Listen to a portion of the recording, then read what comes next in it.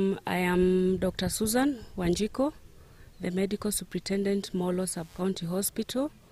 We are here with my colleague, the County Pathologist, Dr. Ngulungu. We have just finished the postmortems of the accident victims that happened last week around Aremi.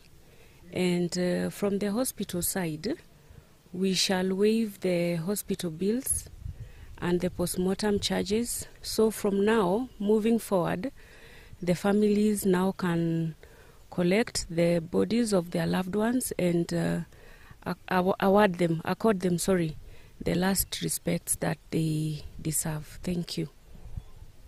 And maybe you can add for those who... Rudishie shukran mortuary attendants, wamefanya kazi ya ziada.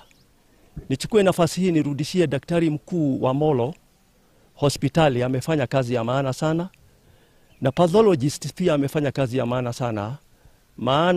Tunashukuru sana kwa ajili ya serikali yetu ya county, Her Excellency Susan Kihika, kwa sababu mambo ya bill na kushughulikia hizi kazi zote tulikuwa tunaona kama ni changamoto mbele zetu, lakini amesikia kilio cha ambao wamepata hizo shida na waondolea hiyo bill yote ya hospitali, bill ya postmortem yote amesema atatuondolea, na tunashukuru sana.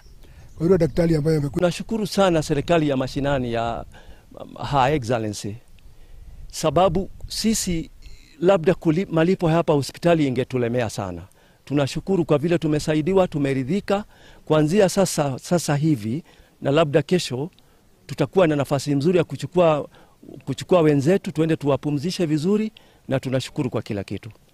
Asante sana. Kupitia kwa Her Excellency Susan Kihika na serikali kuu ya our President William Ruto waweze kushikana, waweze kututengenezea hiyo barabara, iweze kushikanishwa labda na ile inatengenezwa ya Mau Summit kutoka kule Lironi, hii kama bypass, na ni barabara very busy. Wakuja watutengenezee ili tuweze kusimamisha maafa mengine katika barabara. Kwa hivyo tunashukuru hata wanahabari ambao wamekuja siku ya leo ili waweze kuchukua malilio yetu ili waweze yote miili yote ambayo tumefanya postmortem ilikuwa na certain pattern of injuries ambayo ni head injuries, chest injuries na musculoskeletal system. The other things were laceration which could have affected the blood vessels, and the victims could have lost blood. That is how they died. There was no other pattern nimeona apart from crushing trauma to the upper part, and the body was transected around the pelvis. Sijaona ingine kuliko that.